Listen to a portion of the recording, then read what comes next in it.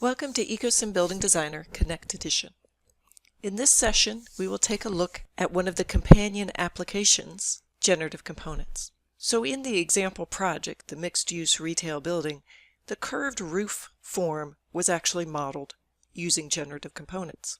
So generative components is a companion application that allows script-based modeling or computational design, meaning that you can model something using variables and other types of controls to facilitate creating geometry that is otherwise difficult to create and to modify. So if you open AECOsim Building Designer with generative components, you will see an additional workflow, which is computational design. So I've opened the GC Roof Geometry DGN in Generative Components, and on the Model tab, I've selected the Show Transactions so that I see the transactions. So the transactions are the steps that were used to create the model, and those are recorded, and you can play and unplay those transactions. Currently they're all unplayed, and I'm going to step through those to demonstrate how this model is created. Now I have reference to it, part of the building designer model, which is the rooftop core elements, and I've set the floor selector to the roof, and that shows the grid, which is part of AECOsim Building Designer. So I'm just going to start playing the transactions here. The first transaction creates a base coordinate system. This is basically the 0, 0 origin. It just helps us align our geometry in space and with the rest of the building designer model. Next, I'm adding a couple of variables. These are variables that define the dimensions of the X and Y bays of the grid. I just want to make sure I can line up with the grid I've designed in Building Designer, and I've made them variables so if that grid would happen to change, it would be easy to change that here as well. Once you have sliders or variables in your model, you may want to open up the control panel. This is the Show Controls option, and I can see those variables there. I can see their current value, and I could adjust that value. The next step is to add building and floor nodes. Now these are basically reading the information that's in our floor manager for Building Designer and establishing those same ACS planes here in the Generative Components model. So again, if changes were made to the floor manager, they would be picked up here in the Generative Components model as well. I'm going to add a couple more variables. So these are just defining how many X and Y bays we have and then creating a point grid, and you can see all the points align with the current grid. And just to demonstrate, I'll show if I were to change, for instance, the value of the X bay, I'm just going to slide it over here and make it 30 feet. You can see that all the points move and adjust based on that. Now they no longer line up with my Building Designer grid, so I'm going to switch it back to 25. But you can see how easily you can make adjustments to a Generative Components model. Now I'm going to go ahead and add a law curve. So a law curve is another type of control.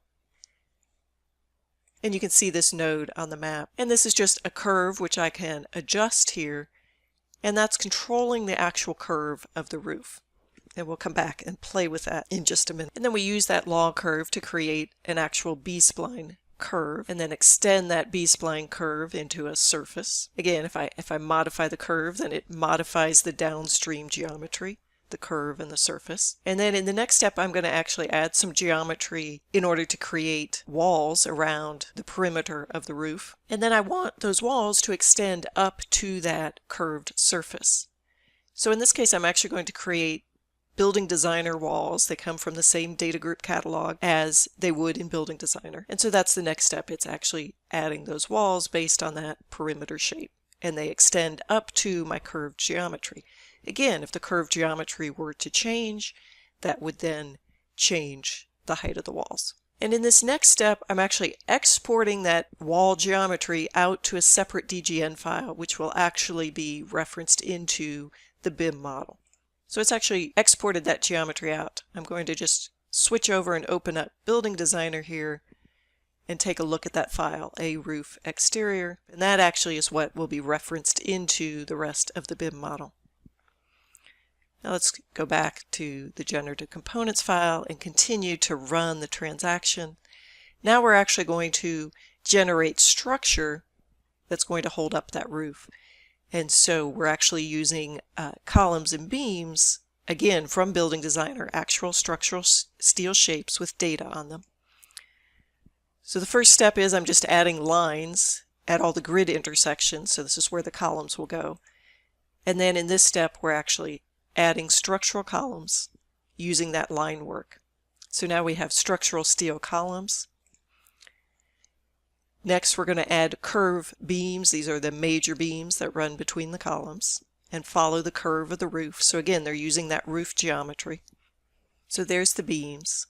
And next we're going to add some coordinate systems along those beams, and this will be to generate the secondary beams that will run between the curved beams.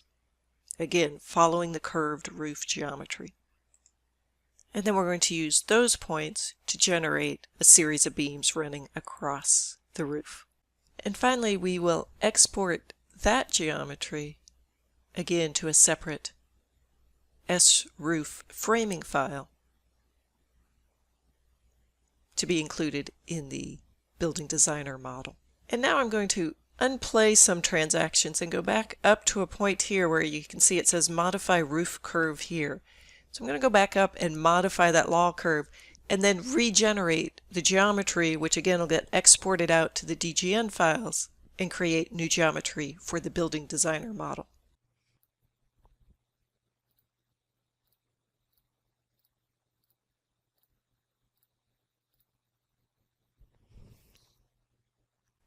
So I've unplayed up to transaction 10 where it says modify roof curve here. So if we look at this, we may notice our curved roof is actually intersecting part of that roof core that's coming up. So perhaps we want to make some adjustments. So I'm going to go ahead and select the law curve node. And by just playing with the controls here, I can adjust that curve and I can see those modifications in the model as I make them. So perhaps I want to raise this up on the back end. I can kind of play around with that till I get something I like.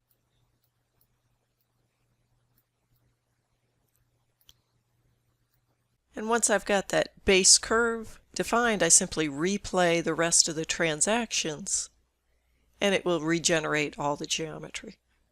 So I'm just going to select play all remaining transactions and let that run. Note that that change I made here was recorded as another transaction. So that means it's a step I could suppress at some point if I want to go back to the previous geometry. I could delete it. So it gives you a great deal of flexibility in the creation of the model. And now I'll just open up Building Designer again and take a look at our sroof framing and a roof exterior. So I encourage you to take a look at generative components and to open up that GC roof geometry model and play around with those transactions a little bit and modify the roof geometry and see just how easy it is.